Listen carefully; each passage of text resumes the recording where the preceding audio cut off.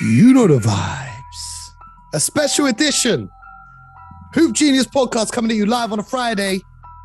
You know the vibes. Listen, we're going special edition. Extra extended edition. So if you can't listen to the whole thing now, you got the rest of the weekend to finish it off because we thought there's too much to talk about. We can't just go for a half hour today. We got to bring you the special extended edition because we're going to be breaking down live and direct the All-Star reserves. Who made it? Who got snubbed? Who needs to be there? And then we're going to be answering your questions. Before we get to the All-Star reserves, BJ, you were taking the questions from the fans, and I just have to give a special shout out to one of the fans. I have to give a very special shout out to a Missy B from Chicago, Illinois, who tweeted in. Missy Elliott. I was about to say, no. Missy Elliott. But it's I was about to break out.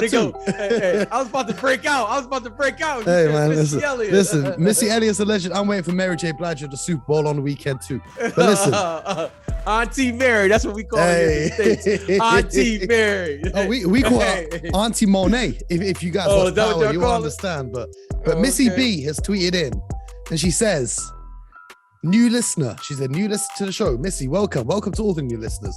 But she says, just appreciating on how BJ Armstrong is aging like the finest of wines. Met him when I was 11 years old at the height of the Bulls dynasty. My crush from childhood is expanding to adulthood with a heart eyes emoji. And then she says, you know the vibes. So shout out to Missy B. And shout out to Missy. Shout out to BJ Armstrong. Swerving the hands of time with that hairline still being strong. I need to take some tips. Oh, man. Come on, man. Now you making me feel bad. Hey, man, listen, the kid, BJ Armstrong, looking young as ever. But we're going to dive straight into the All-Star reserves. Now, we broke down the All-Star teams for you last week. If you missed that episode, I don't know what you've been doing. You need to be rocking with us every day of the week. We're here live and direct. But the reserves for the Eastern Conference, I'll go through them real quick, then we'll react. Okay. James Harden, Jason Tatum, Zach LaVine, Fred VanVleet, Jimmy Butler, Chris Middleton, and Darius Garland. Over in the West, Luka Doncic, Chris Paul, Devin Booker, Donovan Mitchell, Draymond Green, Karl-Anthony Towns, and Rudy Gobert. Now, BJ, out of all the names I just read off, which name were you hoping to hear that you did not hear? Well, I'm going to say this. Congratulations to all. Big up. Well deserved. Okay, big up. You know what I mean? Congratulations to all. I'm a little surprised with one name in particular in the Eastern Conference, just because of the time that's been missed this year, which has been Jimmy Butler. Oh, I thought you were going to say Chris Middleton. Chris Middleton. I think that championship ring gave him a little bonus into that. Okay, that's what I'm saying. Placement. I'm really surprised. I'm really surprised with Jimmy Butler. I don't know. As I'm talking here, you can tell me how many games he's missed. He's missed a substantial amount of time. Now, Jimmy Butler is without question an all-star player, but I'm really surprised that he was named an all-star considering how much time he has missed this year. Already. He's played 33 games. Yeah, I'm a little surprised with that one. That was a little surprise. Middleton. All right. I mean, he's all-star. I'm gonna say it. BJ's too nice to say it. There's no damn way I want to watch an all-star game with Chris Middleton instead of LaMelo Ball. Give me the LaMelo Ball highlights every day of the week over Chris Middleton. I don't think the Bucks have been as good as they were before. He's missed a lot of time. He ain't as exciting as LaMelo Ball. Give me LaMelo Ball all day. I'll say it with my chest right now. Well, we can say that, but I don't think that's the case. And we can have another discussion. But we got a lot to get to today. I was surprised with the Jimmy Butler. I really was, just because of the time that's missed. But I'm really happy, since they are in first place, that they have at least one all-star there. Yeah. Bam's missed a lot of time. Tyler Hero has been great, but he's coming off the bench. Yeah, I was going to say there's some debate about Hero versus Butler, who should be representing the Miami Heat. I'm just saying, no doubt, I want to say this. No doubt Jimmy Butler is an elite player, but he's missed a substantial amount of time this year. Yeah. But I think when he has played, he's been great, though. Oh, that's what he always is great. That's what I'm saying. He's always great when he's played. But, okay, great. So be it. I was a little shocked. But I want to pivot real quickly. My man, Fred, bet on yourself. Love. That's love. Okay. I mean, I'm happy for everyone on this list because it's such an honor for these guys to be named all-stars and be elite in what they do. But I'm really happy for Fred. I mean, Fred is, he's like I feel like he's representing the everyday guy. He's like, when you say everyday people, we all can relate to Fred, right? We can all. So congratulations to him and his family, to the Raptors, we the North, champion. And that's a terrific, terrific honor for him. Zach LaVine, hey, he's been great. Your guy, Jason Tatum, he could score with the best. James Harden. That's another question. That's another questionable one, though. This is the guy that are you an all-star if you score 4 points in a loss against the Sacramento Kings? Name me a player that's on this list right here that hasn't been there. Everybody scored 4 points at some point. Against the Sacramento Kings, though. Sorry, Jack. Against the Sacramento Kings, though. Maybe against anyone else. I think you could say that because we can say that now, but it's just funny to say. You're in the NBA. Exactly. Let me get these jokes off, PJ. Let me get these jokes off. Yeah, exactly. I got a sense of humor. We got to talk about the big name, though. The big name, the big man, the big throw, Jarrett Allen. He 100%, undoubtedly, unmistakably should have been on that list. Look, everyone can't be on the list. I love the big fella. I love the fro. But you know what? Darius Garland representing should be on the list this year. He is. Darius Garland. Well done. That's what I'm saying. That's what I'm saying. Like, you can't put everybody on the list. Okay. Darius Garland is on the list, and congratulations to him. First-time All-Star. So I don't have a problem with this list. Okay. Should I tell you one interesting part for me? Okay, go ahead. Super happy that Jason Tatum's on the list. He's actually going to be replacing Kevin Durant in the starting lineup because Kevin Durant's out with injury. If he can't play in that game, Tatum is next up in the votes. But it really surprises me that Tatum made it in ahead of Brown, given that Tatum had the worst shooting and scoring stretch of his entire career for the majority of this season. And Jaylen Brown has had some fantastic games. Now, I know, Tatum is the signature athlete and he's got the Duke behind him and everything like that. But it was very surprising to me. If you're looking from a pure basketball standpoint, there is a case to be made that Jaylen Brown could be in that team as well. Domantas Sabonis. He may very well be on the team when it's all said and done. Yeah. Domantas Sabonis was hoping to get in, but the Pacers record is too terrible for him to make it. Right. I would have rather have had Drew Holiday than Chris Middleton from watching the Bucks this year. I would have rather have had Drew Holiday. And you know what? Chris Middleton was fantastic in the playoff run last year. Yep. Chris Middleton was fantastic. Yep. His body of work, I don't have a problem with.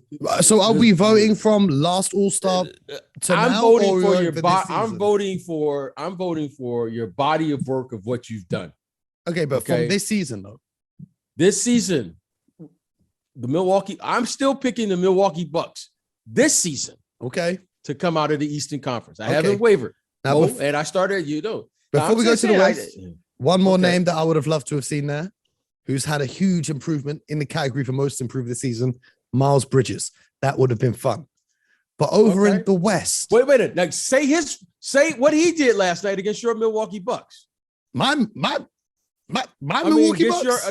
Against your Boston Celtics. I'm sorry. Come on, man. We can't be getting the green. No. Come on. We can't be getting the green saying one guy. Jerseys. You can't be saying James Harden. Okay, James Harden had 4 points. What did Miles Bridges do last night? Because you threw that out there. Yep, he had 6. He had 6 on less shots and less minutes. And bear in mind, he was going up against the best franchise in the history of sports. Okay, the Sacramento this is what I'm saying. Let's talk about the West. Let's talk about the West. And moving right along. We're not talking about performances against the Boston Celtics. We're happy to change it, and we're going to keep it moving. We're going to talk about the Western Conference, PJ. You are one funny guy. Hey, man. You got jokes today. You know the vibes. But anyway, the big name that everyone was talking about was, first of all, they had Draymond Green on the broadcast on TNT. Fantastic. I love when they bring Draymond on the broadcast. And what he said was, I'm just happy that Rudy Gobert made it because this time he won't be crying on national TV. You remember that when he missed the All-Star game and he broke down his tears? I just thought it was interesting that Draymond brought that up on TV because now I can't wait for the next Warriors versus Jazz game because I know things are going to get heated when Draymond's back from his injury, although it looks like he's going to have to surgery on his back. But the big name that everyone was talking about when these reserves were announced and they were saying has been snubbed is DeJounte Murray. He's averaging 19.6 points a game, 8.5 rebounds per game, which is second amongst guards, 9.1 assists, which is fourth in the NBA, and he has 10 triple-doubles so far this season, which is a San Antonio Spurs record. DeJounte Murray and Luka Doncic are the only players in the league averaging 18, 8, and 8 this season. They're saying he's snubbed. Obviously, the San Antonio Spurs record isn't that good, but I thought the Spurs record would be a little bit worse than it actually is. You know, they're two. Look, I can't argue with that. Playing. You know, I can't argue with anybody. Congratulations to the West. Yeah. Okay. Oh, congratulations to the West. Now, like I said in the East, I was surprised with one name, right? Jimmy Butler. I was just surprised just because of time missed. When healthy, Donovan Mitchell is an all-star, but he's missed a substantial amount of time due to protocol. Should we have a quota for games played then to make the All-Star? Well, I don't think it's it's like, I think, what are we voting for then? Because Paul George should be an All-Star because he was fantastic until he got injured, but he's just not played enough games. He's just not. I'm not saying, I don't know, but when I see players who are missing games, and it's Donovan, if I remember correctly, he's missing games now because of he cleared concussion protocols today. Okay, he's going to be back. That's what I say. I would listen. Donovan Mitchell and Jimmy Butler, they're elite at what they do. I was just surprised on the first go around because of the time that's been missed that they were named. You can't argue their body of work. I think body of work means something. Yeah. It always has, and it should. It should. So in saying that one, okay, I don't have a problem with any of these guys. Congratulations to both of the sons. Congratulations to, Donovan Mitchell, Karl Anthony Towns. He's a first-time All-Star. Is this first-time All-Star for him? Carl's been an All-Star before. He's been All-Star? Okay. Yeah. Remember he was there the year when they were laughing at Fergie singing the national anthem. Do you remember that? Oh, yeah. I do. Okay, so I would tell you this. One thing that's interesting to me. Draymond Green got a lot of love for being the All-Star team this year because he's been the best defender on the best defense in the NBA, and rightly so. He should be in. I want to know why Mikhail Bridges doesn't get that same amount of love because he's the best defender on the Phoenix Suns. He defends every position. No. You got to let me land with this. He defends every position. And, when you talk about the record of the team, they're 40-9? They've got an insanely good record. Remember the year where they had 4 Atlanta Hawks players in the All-Star team because of how good their record was? And their record wasn't even as good as this. So my question is, Draymond's not going to play in the game because he's injured. LeBron might not play in the game. So let's say those two are off the table. That opens up 2 spots to be replaced. Which 2 guys do you want to come in to replace those 2? And they can't be guards because they're front court players. Which 2 forwards or bigs in the West would you like to see replacing Draymond and LeBron? There's a few names. There's Bridges. There's Jaren Jackson Jr. There's Anthony Edwards. Who would you like to see come in if you can give me 2 names?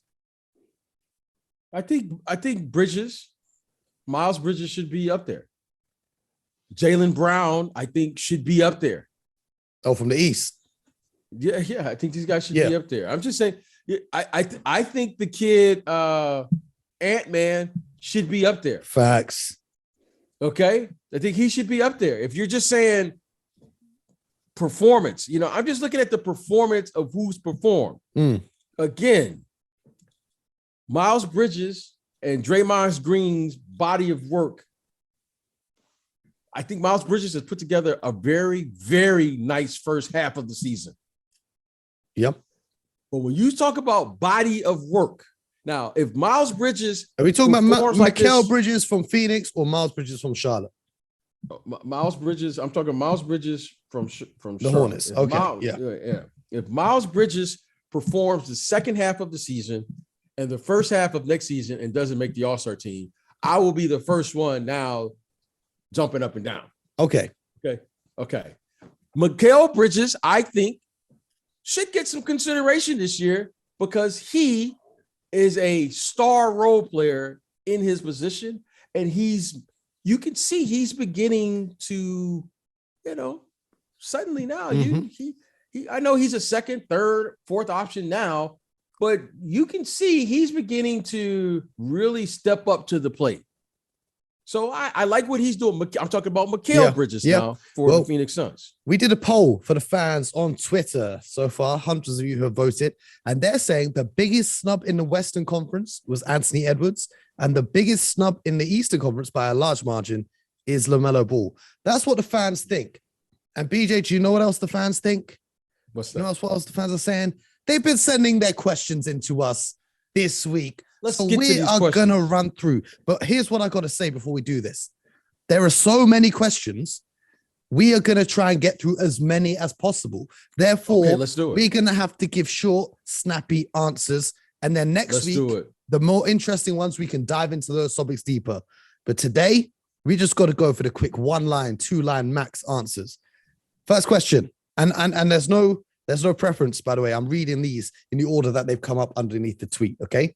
BJ, you ready for question number 1? It comes in from Andy Williams, big friend of the show. He says, does every successful team need a professional disruptor, someone to put the other team off their game?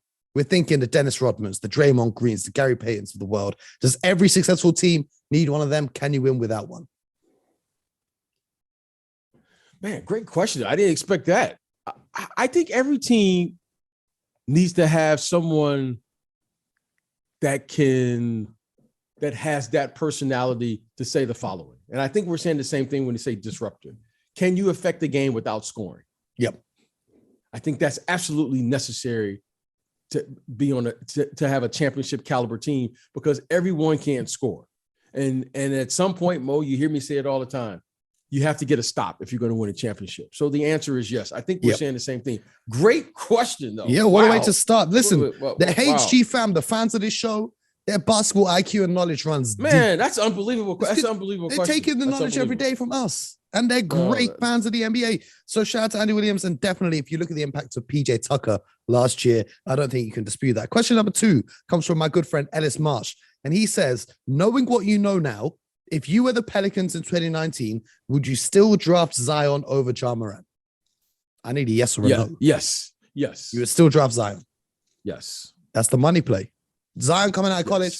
If you knew Ja Morant was going to be great, but you would still take Zion because there was no way of knowing the injuries. I love to say why, but yes. The short answer is yes. We'll dive into it. It's too early to judge Zion. You want me to dive into it or you want me to leave? No, we're going to keep moving. Okay, yes. It's too early to judge Zion, in my opinion. Next question comes in from Sean O'Sullivan, my boy Sully. He wants to know if you could add one thing to All-Star Weekend, what would it be? A one-on-one challenge. Okay, and BJ, we've been through this before. Give me one name. Who's winning the one-on-one challenge? Oh, when healthy. Ooh. I'm just going to say Giannis. I like it. But I love to see Giannis and KD, though. I want to see Giannis versus KD in a one-on-one challenge. I'll tell you what. I love to see Joel Embiid. I love to see anybody. I would love to see the top 10 players for $10 million one-on-one challenge in the NBA. If I was everybody rich, showing up, I would pay for that, but I'm not. So please subscribe. Anyway, if I was adding in, BJ's laughing because he's wealthy. I'm not, so let him laugh. I'm not wealthy. He says, but I would love to see.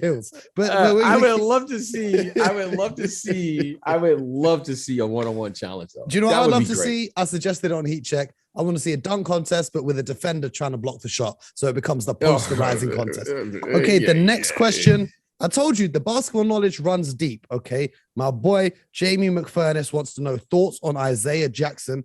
Does he have a future in this league? He's been balling out for the Indiana Pacers, and I think he definitely does have a future. The other day when Sabonis was out with an injury, he stepped into the starting lineup. He put up, 26 and 10 or something crazy? Right. Both ends of the floor, high energy. The answer is yes. Yeah, he can run the floor up and down. Yes. Here's one from our good friend Jack. He says, where do you think NBA front offices hear about trades and player movement rumors? Do you reckon they're sat on Twitter like the rest of us? Now, I can't answer this. BJ, you're going to have to answer this. Are you in your, in your role? Do you ever see things on Twitter and think, damn, I didn't know that? Damn, what's going on here? Their GM's refreshing, waiting for Adrian Wojnarowski to tweet something. Who said this, Jack? Who said this, Jack? This was Is Jack. that our good friend, Jack? Is that our good friend, Jack? Sacramento Kings #1 fan. Okay, here's the truth. I'm gonna pull the curtains back a little bit. Quick though, we gotta keep moving. Yeah, I know, but I want to make sure that I get this one. Okay, all right. I think there are a lot. I'm not going to even give it a percentage. I think there are a lot of executives who get their information on social media. I really do. I'll do you one better. I know there are executives and people around this league who have burner accounts to scroll the timeline. But that's all we're going to say on that. That's all we're going to say on that. That's all I'm saying. And then I want to say this, but I think the top executives, I think they make the news. Yeah, facts. I think they use social media to influence the decision of others. Yeah. Okay. But I do think there are a lot of people. Yeah. They have, because I'm gonna tell you something really funny. Mo. When you go to all of the events where all of the executives are at, and I'm just telling you what I've observed. I'm not giving out names or calling anyone out. But next time, Mo, you and I go to Summer League together, I just want you to watch when there's an alert, a Woj alert, or everyone. Somebody alert. Everyone looks at their phone at the exact same time. And me and my friends, it's the funniest thing because you're like, really? Like, are you really? Like, you? Okay. Hey, all right. Man, sorry. Man, listen, I love it. We need to have unlimited time on this show to dive into everything, but we got to keep it moving. Andrew Williams wants to know, would the Sixers trading Simmons in exchange for DeJounte Murray be realistic? And who would be getting the better deal? In my mind, there's no doubt the Sixers would be getting a better deal if they could acquire DeJounte Murray. We just spoke about him earlier on the show in the All-Star snubs. BJ, who do you think wins that trade? Simmons for DeJounte? Well, I like DeJounte Murray, but I think the Sixers would be getting the better of that trade because DeJounte Murray, you're trying to find fits with Ben Simmons, right? And this kid, Maxey, is averaging 16, 17, 18 points a game right now. Yeah. I don't know how much better you can do than that playing with a big like Joel Embiid. So I think that would be a good trade for the San Antonio Spurs.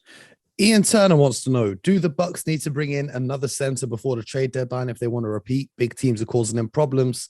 If Brooks was returning imminently, I'd say no, but no relapse. Well, I'd say yes, but who are they going to bring in? There's no one really left out there. I looked at their G League roster. They don't have a player above 7 foot on that roster. Yeah, I think they're waiting on a player to be bought out, seep through the cracks. Yeah, I think they're waiting. I think what they're waiting for is the best available big before they make their run. Yeah, that's what I think. I got to cut you off because the next question is spicy. BJ. Okay. Ooh. If they had a game with Team USA versus Team World, who would be the starting 5 for each team and who gets the win? We might have to circle back to that for a full episode next week, Okay, I'm just thinking off the top. That's a big one. Jokic, but off the top, you get Jokic, Luka Doncic, Embiid, Giannis, Embiid. How are you dealing with Twin Towers, Embiid and Jokic? I think Team U. I don't. So then you got KD, LeBron, Steph, Harden, whoever you want.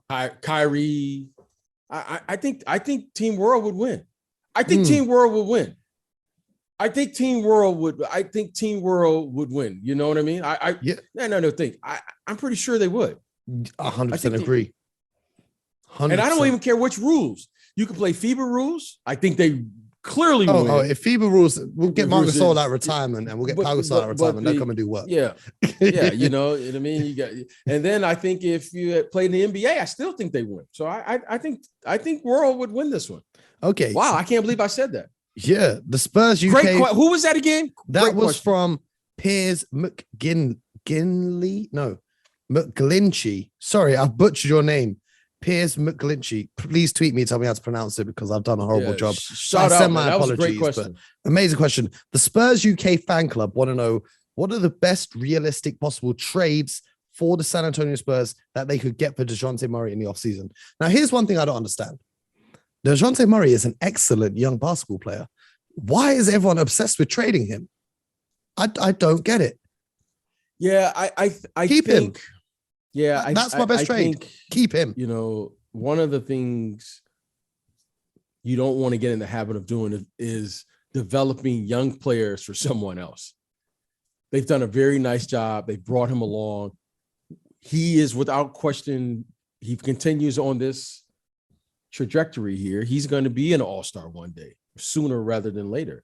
So I think their best pivot or their best focus should be is continuing to add young pieces in the draft. All right. The worst place to be is in the middle of the pack. So I think either be really good or be really bad.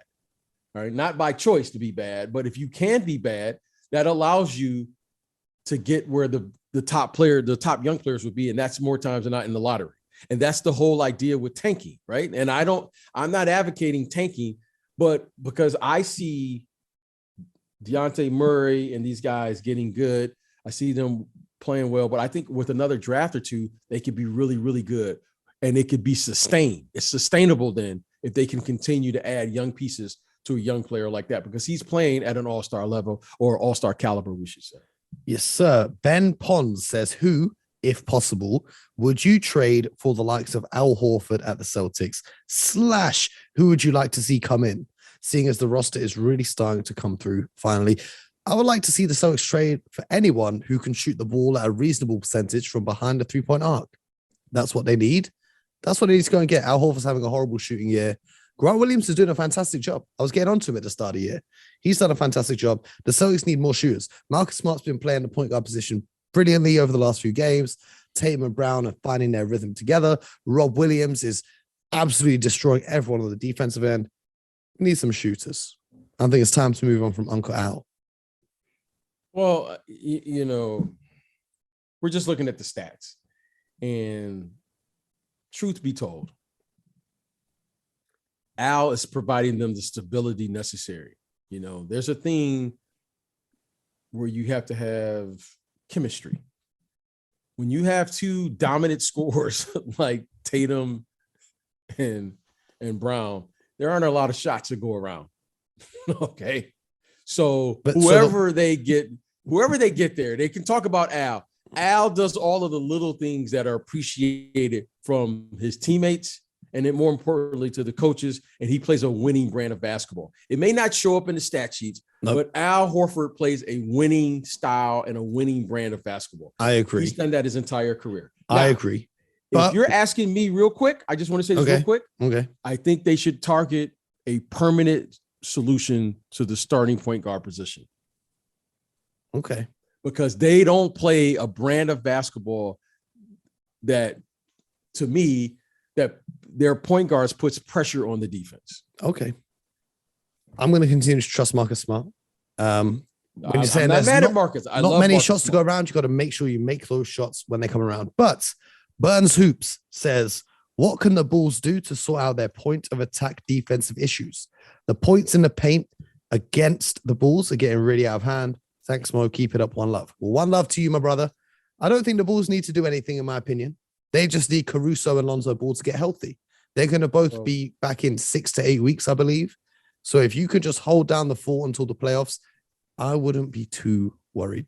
Do you think the same, BJ, or do you think they need to make a move? Well, in watching teams, you know, I don't watch every game of the Bulls, but in watching the teams, I will say this. It's clear to me that the other teams are going to have a plan of attack against Vucevic. Yep. For the Bulls. That's obvious. And I don't care if Lonzo Ball is there. I don't care if Alex Caruso is there.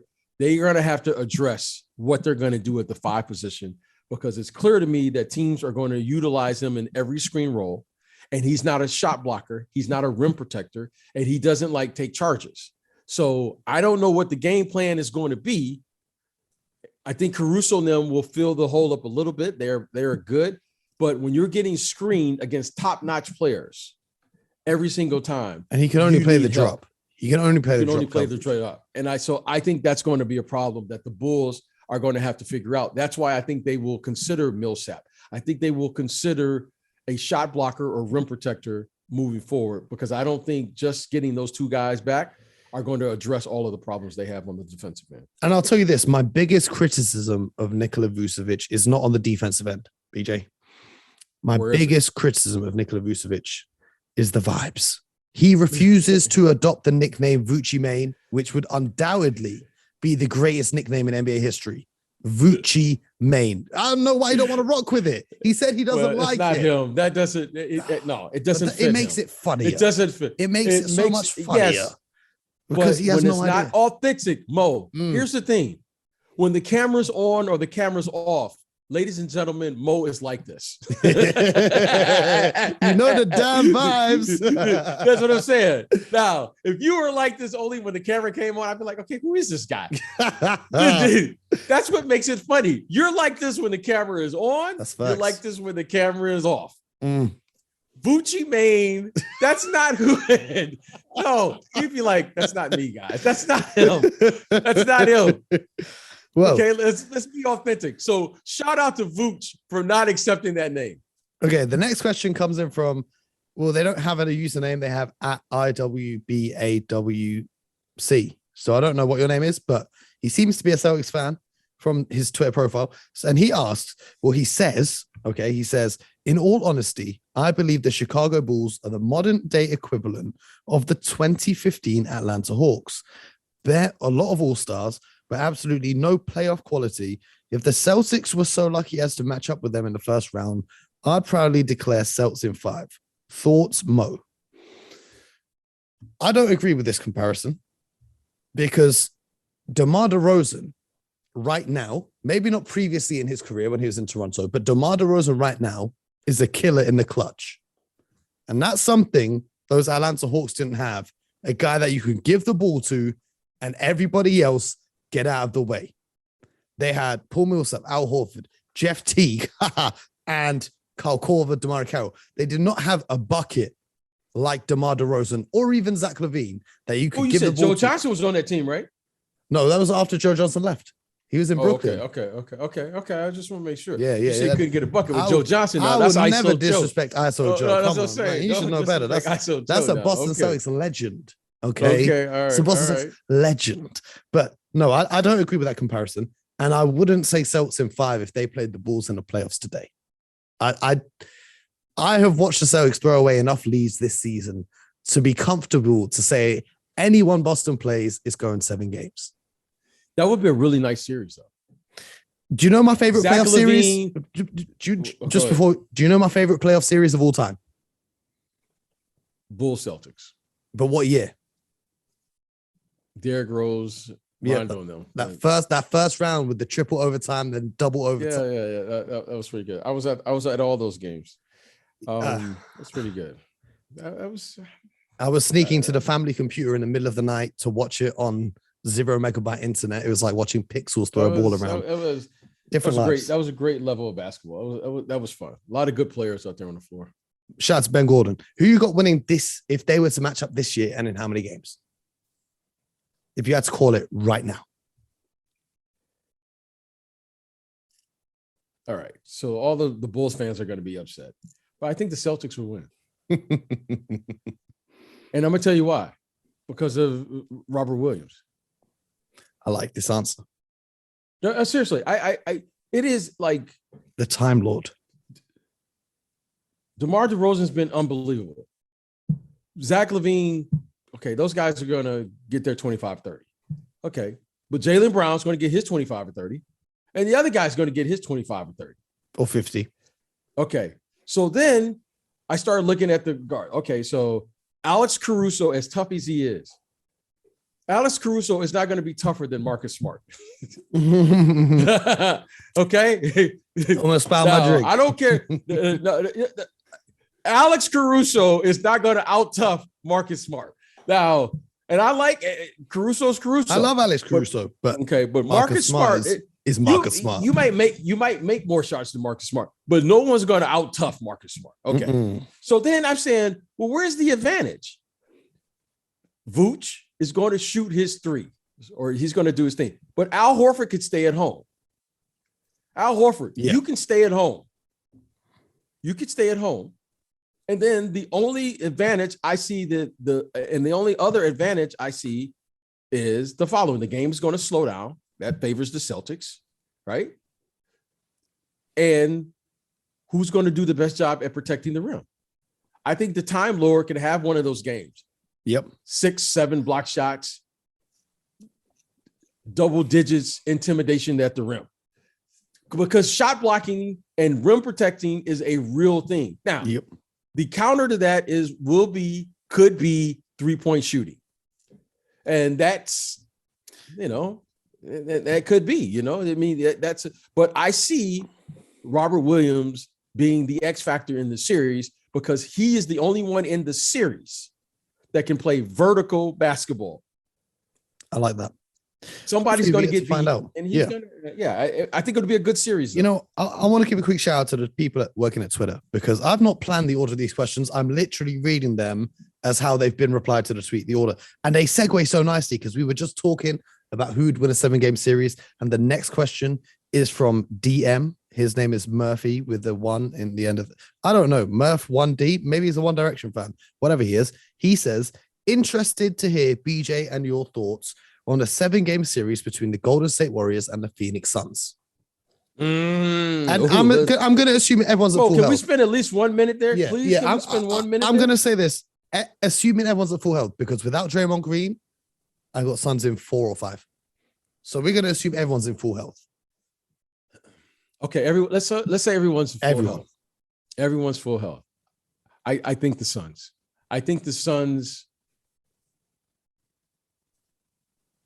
Wiseman in full health too. Yeah, Wiseman, everyone. I think the Suns in 6. Suns in 6. I'm going to say Suns in 7. Yeah, okay. Suns. I'm going to say. Listen, Steph Curry and company. And I say company. You got Klay Thompson, Steph Curry. Offensively, both of those guys are very capable of having massive games on the road. This team, those guys are capable of having big games, one or both together at home to protect 3 games at home. That means they have to play one unbelievable or amazing game on the road. Very capable if you give them 4 chances. Okay, so I'm not even doubting they could win the series. But if you're asking me right now, and the reason I think they can win the series is because of one thing. One, they can play vertical basketball and they can play big. 2, they have a team that can make the most adjustments on the offensive end and the defensive end. Strength in numbers, as the Warriors used to say. They can play small, they can play big, they can play fast, they can play slow. They can switch, they can fight over the top. They have enough weapons to adjust to whatever's going on. On the other hand, the Warriors have to play a perfect brand of basketball, which they're very capable. Okay. I don't think they will shy away from the moment. I think if you put Draymond on, let's say they put Draymond, which to me was interesting that they did this. They put Draymond on Christmas on Chris Paul. Yeah. The thing is, I don't need Chris Paul to score a lot of points to win. Yeah. So is that an advantage for the Suns or is that an advantage for the Warriors? Because I don't need Chris Paul to be contained for the Suns to play well. Now, and whoever Draymond's guarding, you can do what they used to do to Kawhi Leonard back in the day. His assignment: go stand in the corner, take him out of defense. But we got to keep it rolling. Just keep going. We got 10 minutes left. Question, though. We got 10 minutes left, and I just scroll down, and we're not even halfway through the questions. Oh yet. man! All right, let's go. We're gonna have to go even quicker. Okay, let's go even quicker. Rob Rush, shout out to Rob Rush, big fan of the show, big love every time. He says, with the Magic having an abundance of guards, could you see someone like Terrence Ross being brought out after the trade deadline to help them grow their young talent? My answer would be no. I see him getting traded before the deadline. Doing a buyout with Terrence Ross doesn't make any sense. And I think a number of teams would be after his services. BJ, have you got a landing spot in mind for Terrence Ross?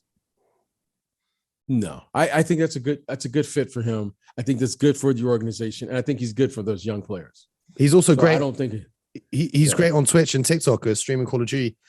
Paul Bernard, big fan of the show, big love every time, says, will Sky Sports ever give Mo and BJ an NBA show? Match of the day style. Listen, all I'm saying is the Mo and BJ show needs to happen. Whoever's got the bag for us, you know where to find us. Whoever's got the bag, we're here, we're ready. Let it be known. That's what the people want. Okay. We're giving them a podcast 5 days a week. There's still 2 more days. We can get the Mo and BJ show cooking on weekends. We're ready and available. Okay. Just saying. Rich Stone. Shout out to Rich Stone. He says, is it too simplistic to say the Knicks need to just trade their vets and play the kids? Yeah, I don't think you can do that in New York. But I do like their young kids. I would love to see it. Kids a lot. I would love to see Obi Toppin. I would love to, you know who I really would love to see is this kid Cam Reddish. I want to see how good he really is. Grimes is like, good as well. I'm tired of looking at him. I looked at him in college. I was like, oh, he's kind of interesting. And then you would see him in Atlanta and you go, he's kind of interesting. Man, I want to see now. Watch him in high school. Really play? When he was in high school, he was different quality. So, I want to see them I want to see Mitchell Robinson. I want to see RJ Barrett. I want to see Obi Toppin. I want to see Cam Reddish. I want to see what these young kids can do because I think they are very talented. When I was saying these questions are segueing perfectly, speaking of young talent, Chris Rose wants to know which young, exciting team wins a championship first, Memphis, Cleveland, or Charlotte?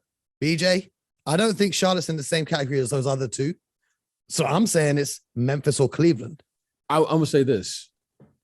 I'm gonna say this. I'm gonna say it. I want to say it quick, and I'm going back to my experience. Quick. I thought it was easier to build around Akeem Olajuwon than Michael Jordan, so I think it's easier to build around Mobley than John Morant. Cleveland. I think the way the teams. Cleveland is just more unique as a lineup. That double big lineup gives everyone so many problems. Mobley gives you flexibility like you can't believe, just like Akeem Olajuwon. Okay. The Twin Towers, you're too young, but the Twin Towers, they got to the finals. I'm too young, but I've got the internet. I've seen all of this. Don't worry. Yes. Connor O'Neal. Boston Celtics. Yeah, I've watched all of it. I've watched everything. I've watched all the archives. Don't worry. Connor O'Neal wants to know, will the Mavericks get past the first round and what realistic trade should they make before the deadline? I think the Mavericks will get past the first round this year. I think it depends who they match up with, what seed they get. I don't care who they match. I think they're going to get past the first round this year just because Luka understands that he has to play some level of defense. I'm saying they will get past the first round. And a trade they need to make? It'd be nice if they could get I think they need a permanent solution at the center position. Okay. Miles Turner to me would be a good fit because he can shoot the three ball and block shots. I love it. Yes, listen, there's so many questions. I'm worried we ain't even gonna have time to do them all. So if we don't we got to give a double dose. Hey, we got to do what the people demand. We're here for the people. So you know what? If you need to cut it, you cut it. We'll answer more questions next week, and we're going to leave on this one. Okay. From the UK Chicago Bulls fan club. They said, BJ, in honor of your friendship with Jack, if you were to get a Sacramento Kings jersey, which player would you get on the back? Mitch Richmond. No. Current player.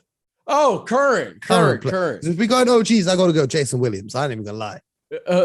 Yeah. I forgot my man C. Webb was there. Oh, current player. If I were getting a jersey right now, De'Aaron Fox.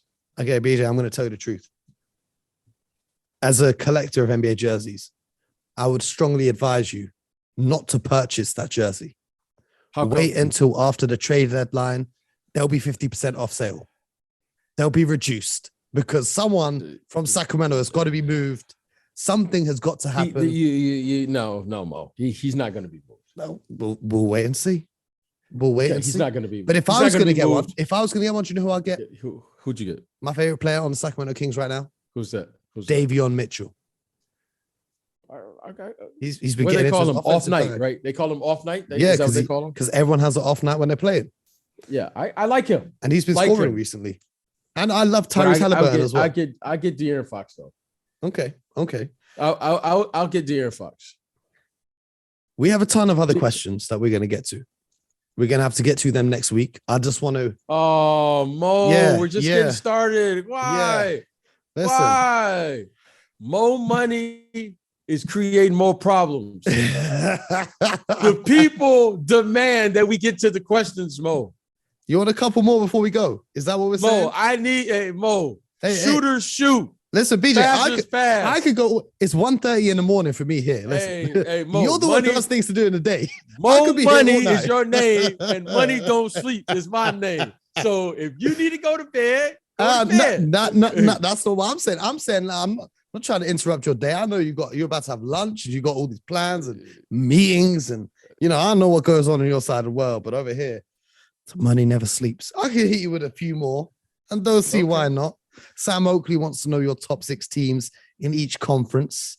Who's making the playoffs without the help of a play-in when it's all said and done this season? My top 6? Top 6 on each conference. Well, you got who you got? You got Miami, Milwaukee, you got Chicago, Philly, you got Philly, Cleveland. That's 5 for sure. But now the Brooklyn Nets have lost their last 6, and KD's still going to be out for a number of weeks. Oh, okay. In Brooklyn, there you go. That's it. Charlotte's one game in the win column behind them. The Boston Celtics are going to make a run. I'm taking Brooklyn out, and I'm putting the Boston Celtics in. I don't even care. I'm saying it loud and proud. Okay, we'll see. We'll see. We will see. Okay, from the West, Phoenix is a lock. Golden State and Memphis are a lock. Utah, they've got Donovan Mitchell coming back. They'll be a lock. Dallas, and then that 6th, there's got to be Denver. I think that one shakes out quite nicely. I'm going to tell you something. I wouldn't be surprised. I want to say Denver. I wouldn't be surprised if the Wolves sneak in there. I wouldn't be surprised. Now, they beat the Nuggets the other night, I think, right? I think they beat the Nuggets the other night, but Jokic didn't play. But I wouldn't be surprised if the Wolves and Anthony Edwards, they've been, you know what? I got to give them credit. They're playing much better. Give them credit. They're very competitive. So let's go to the next Anthony Edwards in the All-Star game. Matthew McDonald wants to know, he says, Mo, do you think Kyrie should pay the fines himself to play the home games? I've thought about this. It would actually be against the rules. The NBA would not allow someone to break the law in order to play in an NBA game. So that would not happen. Rob Farmer, great friend of the show, says, what is next for Zion? I'm just hoping it's good health. I don't know what's next, but I'm just hoping it's good health. Yeah, I'm hoping that for him.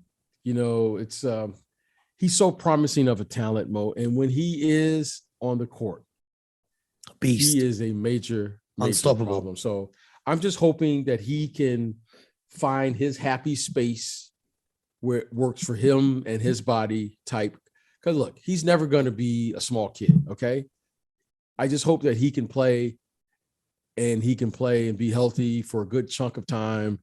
And we can really, because it's a treat to watch him play. When he plays, he does some incredible things. So I'm just hoping he can get back on the floor and be healthy and play. If you want to know more about Zion, check out an awesome documentary called The Next Dance on YouTube. Search it up. Go check it out. It's a fantastic documentary. Who did that? Who did it? It's someone called The Hoop Genius alongside my good friend Lawrence McKenna. Shout out to Lawrence. And Rahul, friend of the show, says, what's Minnesota's ceiling for this season? I think we just spoke about it. Would we say around the 5 seed, 6th or 5th seed? Yeah. If they could get in, if they're the 5th or 6th seed, I think that is the ceiling for this year's team. I don't see them coming out of the first round, but it'd be nice for them to get the playoffs, make that experience. I would love for them to come out of the first round. Anthony Edwards is one of my favorite players. Jason Mornick, sorry, I'm so bad with names. He says, should Coach Spo be in a running for Coach of the Year? We spoke about the time that Jimmy Butler and those guys have missed, and they're, first or second, depending on what day it is in the Eastern Conference. I think he should. I think he should be in it almost every year. He's a fantastic coach. And when the playoffs come around, you're going to see just how valuable he is. Jack Cragg wants to know, what would it take for the Trailblazers to become a real force in the West? First of all, they need their two guys. If the roster is constructed like it's currently constructed, they need CJ McCollum healthy, and they need Damian Lillard healthy first. Second, we're going to have to really stabilize their wing positions and athleticism, because I think they need to add an additional shot blocker. I know Nurkic plays back there, and he does a nice job back there, but I think they need someone who can really rim protect. I'm going to interrupt you. Go ahead. I'm going to interrupt you. Yes. For the Trailblazers to become a real force in the West, they got to rebuild the team. This current CJ and Dame backcourt and Nurkic. That's not the question, though, Mo. No. But it is, because financially there is no clear pathway for this team to become a real force in the Western Conference without making major trades or going into a rebuild. Okay. That's not the question that was asked. Okay. But saying they need a shot blocker and they need a wing, like, how are they getting how are they getting that? Where are they coming from? This is where they're going to come from. Free agency? Nope. Trades? CJ is a movable. That's a movable. There we go. Now we're talking. Trade CJ. That's a movable. Nurkic, that's a movable piece. Yep. Covington and all these guys. They now, what they decide to do, but if they're going to make it, they got to figure out who's staying, who's going. And if you're talking about this team, first, let's get them healthy. Like, maybe this team has been an issue important for a while. Yeah, and that's what I'm saying. It has played. So we gotta at least give them an opportunity to show that they're not capable of doing it. CJ's missed a substantial amount of time. Dame has missed probably 3/4 of the season this year. So I just want to be fair to the question. Okay. But if you ask my opinion what we should do, that's another question. Mm-hmm. Thomas Lavin wants to know thoughts on the Rockets trade deadline deals and what they could potentially receive in return for Christian Wood and Eric Gordon. Well, I think what the Rockets want to do is they want to continue to build through the draft. First round picks. I think that's what they want. Or young players. I think they would accept promising young players and second round picks, or just first round picks and salary dumps. Yeah. BP1835 asks, how many more years do you see LeBron playing for, and will the Lakers be the last stop in his career? Now, BJ and I have had this conversation before, and I said that LeBron will return home for a Cleveland farewell tour. BJ said, no, he won't, because Cleveland are actually good now. They don't want to mess up their chemistry by bringing LeBron in. And I have to say, I think it's too much. I've been kind of convinced, but he could stop by in South Beach after, Jimmy Butler and these guys have had their run, because they're a little bit of an older team. I don't know. I do think he makes one more stop after the Lakers, because he doesn't, especially if the Lakers continue like this, you don't want to go out on a low point. But having said that, I think LeBron can play for as many more years as he wants. I couldn't give you a number. I couldn't say right now how many more years. I'm beginning to get concerned with this as an agent athlete. I don't care, look. Okay. As an agent athlete, I want to say this thing. Let's get in and get out, because this is an hour-long show.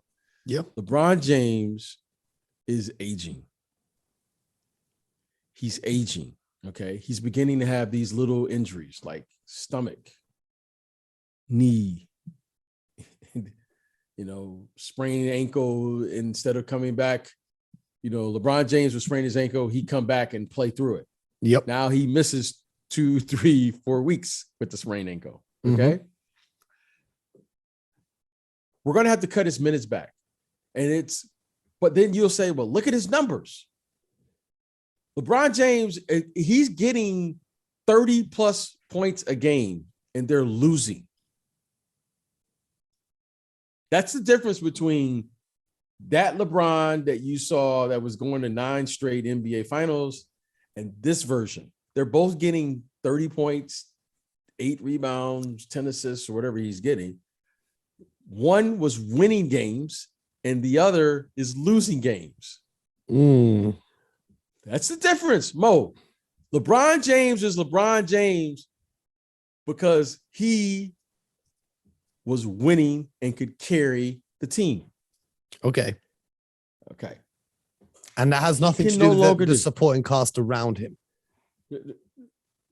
Let's look at the supporting cast. It was in Cleveland. And let's look at the supporting cast as now.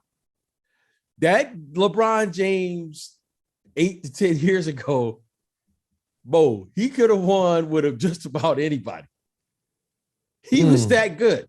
Should have put me on the roster. Good. Bo, you were on the roster. You were on the roster. You were on that roster, Bo. Okay. He was that good. That's why we celebrate him, because we're like, hey, man, don't disrespect, man. But he carried a lot of people with him. Yes. He carried a lot of people. Okay. You know what I'm saying? To everyone. Shout out to everyone. That's how we'll leave that. But now he can't do that, Mo. Now he can't do that. And that's putting stress on his body. LeBron James, if he's going to be healthy, okay, if he's going to be healthy, LeBron James is going to have to change his game. Chris Paul is playing a lot of minutes now, but he's completely changed his game where he's much more efficient as a player at this older age. LeBron James should be playing no more than 34 to 35 minutes a night. Max. Okay. Well, across town, HM2_1234567 wants to know, what a username, first of all. He wants to know, what is the LA Clippers ceiling when Kawhi is back from injury? And I think it's championship. That's the ceiling. If Kawhi is healthy. Yeah. Kawhi is healthy. Okay. Here's another guy. He's an aircraft carrier. Yep. He's an aircraft carrier. I don't think before he went up to Toronto, no one was saying the Raptors were going to win the championship. He's an aircraft carrier. If he can maintain his health, play in 60 plus games in the regular season, maintain his health in the postseason, I have no reason to believe that they can't compete for the championship against anybody. Facts. Next question. That is facts. Where's the next question coming from? We already answered. Aiden P. Thomas wants to know Suns or Warriors in the West. I think we both agreed on the Suns. Freddie Bull wants to know, just a quick one, what your opinion on Aaron Gordon in terms of his fit in comparison to Jeremy Grant is for Denver. I think Denver did a fantastic job in losing Jeremy Grant and replacing him with Aaron Gordon in terms of a guy on the wing who can play great defense. I think Aaron Gordon can fill it up on offense too. He's been playing very well recently. I've seen some big games from him. I find it funny that Jeremy Grant left Denver, where he was on a Western Conference Finals team that looks set to make more runs if Jamal Murray didn't get injured, to go to Detroit, only to sit around in Detroit now and say, I want to be on a team that's competing for a championship. You had it all. You just wanted the bag and to get shots up. So you wanted the what, Mo? The bag. Okay. I will say this to the answer. You can't have it all. I think the Denver Nuggets did a really nice job of replacing the athleticism. Yeah. Because Jokic isn't the most athletic player. Understatement of the year. Okay. I'm officially declaring myself the master of the obvious. I think the athleticism was replaced nicely. I thought they did an excellent job of saying we need to surround him with athletes, speed and quickness. Very nice job. Jeremy Grant is a very athletic player. Aaron Gordon, a very athletic player. Both of them, Aaron Gordon may not be as good as a defensive player as Jeremy Grant, but Jeremy Grant may not be as good of an offensive player as Aaron Gordon. So I think it was a nice trade-off, and I thought it was nice for them and the organization to identify the athletic ability that is needed to win a championship. Last two questions here. Brad Denny says, is Desmond Baine in contention for most improved player? Most definitely. Yes. George Walden says, why are the Heat so overlooked by the media as contenders? But here's the thing that I want to make clear.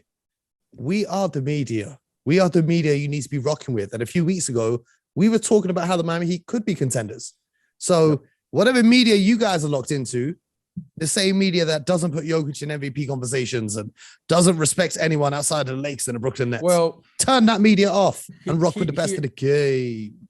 Yeah. Well, I want to say this real quick, Mo. They have a championship caliber coach. Mm-hmm. Jimmy Butler is without question, when he's healthy, he's one of the elite players in the league. Now they call them two-way players. Okay. So when he's healthy, Bam Adebayo, Bam. Mm-hmm. When he's healthy, he's been out for a substantial amount of time this year. He is in the upper tier of all the bigs in the league. That's a big statement. Mm-hmm. All right. He may not be Joel Embiid. He may not be Jokic. He may not be Giannis. But he will get something accomplished versus all those players in a 7-game series. And there aren't a lot of players that you can say that about. Elite on both ends of the floor as well. That's what I'm saying. Bam is an elite player. Okay. So if those guys are healthy with a full roster and this kid, Tyler Hero, coming off the bench,